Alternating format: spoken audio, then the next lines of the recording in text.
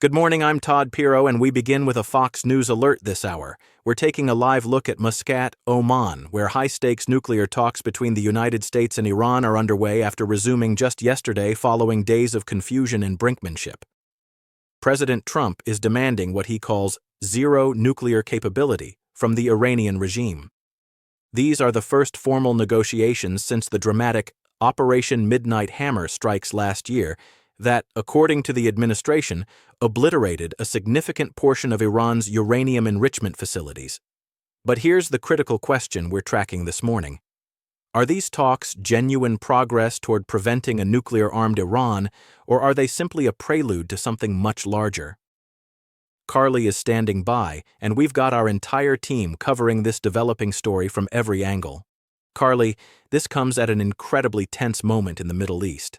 That's right, Todd. Doug Luzader has been tracking these negotiations from Washington. Doug, bring us up to speed on what's happening on the ground in Oman. Thanks, Carly. The talks in Muscat represent a critical diplomatic gamble for both sides.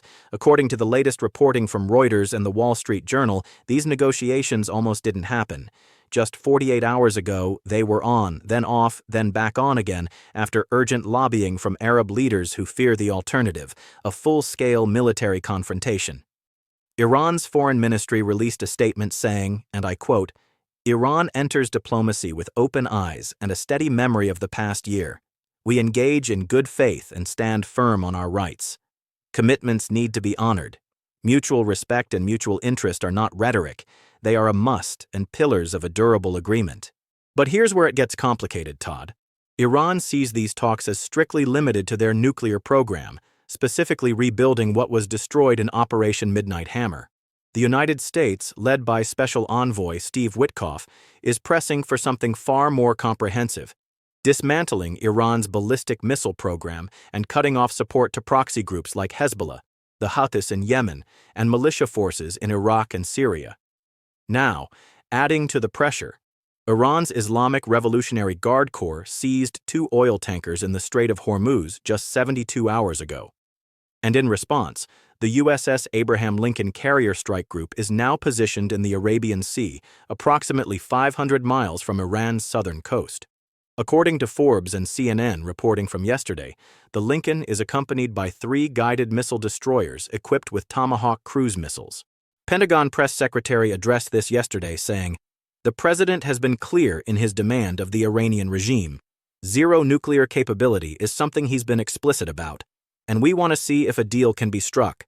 But while negotiations are taking place, I remind the Iranian regime, the president has many options at his disposal." Todd, Iran's government has been significantly weakened, not just militarily, but politically. The January 2026 massacres of protesters, which we'll get into more detail shortly, have created what some analysts are calling a unique opportunity. With so much U.S. firepower amassed nearby, the question isn't just whether these talks will succeed, it's whether the Trump administration is positioning for regime change. Back to you. All right, Doug Luzader, live in Washington. Thank you.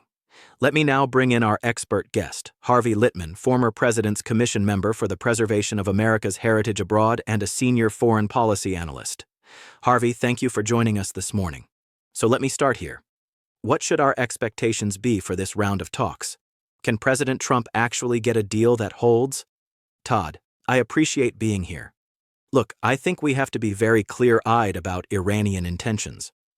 History tells us this regime uses negotiations as a manipulation tactic. They will posture, they will sound tough at the negotiating table. They might even sign an agreement, but in the end, they have no intention of honoring it. They never did. This is a regime whose stated goal is the destruction of America. They say it openly. Death to America isn't just a slogan in Tehran, it's a policy objective. And we have to pay attention to what our adversaries say because they often carry it out. During the Obama administration, we saw this playbook before. Iran signed the JCPOA nuclear deal in 2015, received sanctions relief, and then what happened? They continued developing their nuclear program in secret. Inspectors were blocked from military sites. The regime funneled billions into Hezbollah, the Houthis, and Shiite militias across Iraq and Syria. So President Trump is doing a great job trying to strengthen America and address the Iranian threat. But here's my worry. Even if President Trump gets an agreement, how do you enforce it? Iran is a huge country. They have underground facilities, mobile enrichment sites. When you get inspections, they can hide equipment, they can delay access. We saw this during the JCPOA era. The fundamental problem, Todd, is that Iran doesn't view negotiations the way we do. In the West, when we sign an agreement, we honor our side and expect you to honor your side. That's not how Tehran operates. In their strategic culture, agreements are tactical pauses, opportunities to regroup, rebuild, and continue the long-term objective. We have to be mindful of how things operate in that part of the world. Harvey, let's talk about the military component here. President Trump's goal is a fully denuclearized Iran, but if negotiations fail, or if Iran cheats again, what happens next? Are we looking at military action? That's the critical question, Todd. President Trump has been very clear. All options are on the table. And frankly, I think that's the right posture. You negotiate from a position of strength. Right now, the U.S. has overwhelming military superiority in the region. The Abraham Lincoln Strike Group alone carries more than 60 F/A-18 Super Hornets. You've got Tomahawk-capable destroyers, B-52 bombers on standby at Diego Garcia, and likely special operations forces positioned for rapid action. If negotiations collapse, I think the president has several options. Option 1. Targeted strikes on Iran's remaining nuclear facilities. We know where Fordow and Natanz are. We can hit command and control centers for the Islamic Revolutionary Guard Corps. Option 2. Cripple the regime economically. Cut Iran off from the SWIFT banking system entirely, freeze every dollar they have access to. If the security forces can't get paid, they won't go out into the streets and shoot demonstrators. Option 3. And this is the most significant, Todd, support the Iranian people in toppling this regime themselves. And that brings us to what's happening inside Iran right now, which I think is the most underreported story in the world today. All right, Harvey, stay with us on that point because Carly has been tracking the internal unrest inside Iran. Carly, you've been looking at a major Wall Street Journal report about what's being called a second wave of anti-regime anger. What are you seeing? Todd, this is absolutely critical context for these negotiations. The Wall Street Journal, along with reporting from PBS, UConn researchers, and UK Parliament briefings, confirm that a second wave of anger is building across Iran, and it's different from past protests. Let me read you some of what's happening on the ground. Iranian citizens are openly shouting anti-regime slogans in the streets. University students are refusing to sing patriotic songs in classrooms. Medical workers are publicly condemning the arrest of colleagues who treated injured protesters during the January 2026 massacres. And perhaps most significantly, protesters are now directly calling for the fall of Supreme Leader Ayatollah Ali Khamenei. According to a report released just hours ago by UConn, quote, "Very few people understand what is happening inside Iran right now. On December 28, 2025, long-simmering discontent erupted into massive nationwide protests after shopkeepers in Tehran's Grand Bazaar closed their stores in defiance of the regime." Now here's what makes this different, Todd. The January crackdown was one of the bloodiest government responses to civilian protests in modern history. Supreme Leader Khamenei himself acknowledged, and this is stunning, that thousands of people were killed. But he blamed President Trump for the violence rather than taking responsibility.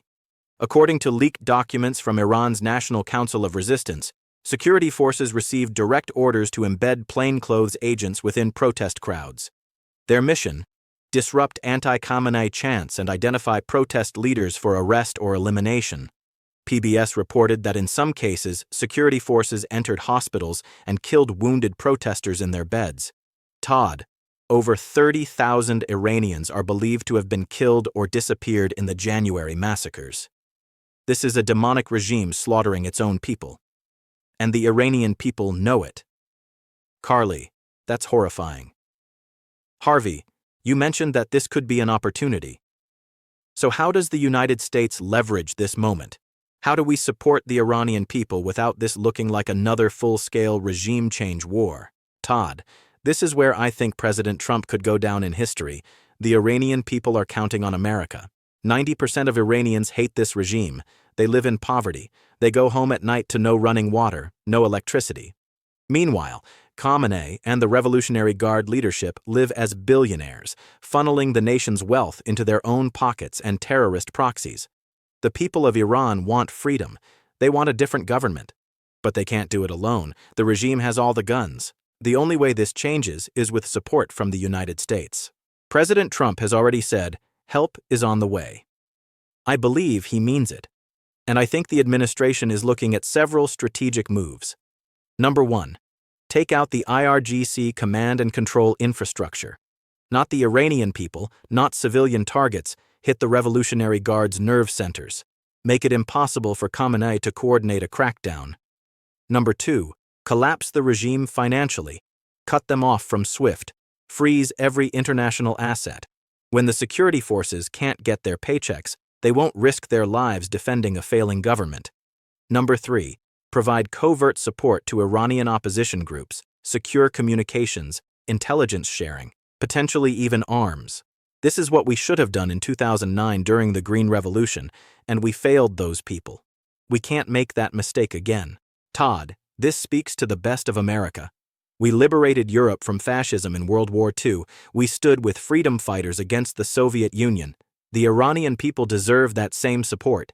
If President Trump can help the Iranian people free themselves, he'll be remembered as one of the most consequential presidents in history. Harvey, powerful perspective. Let me bring this back to the immediate question. These talks are happening right now in Oman. Steve Witkoff is at the table. The Iranians are at the table. The USS Abraham Lincoln is 500 miles offshore.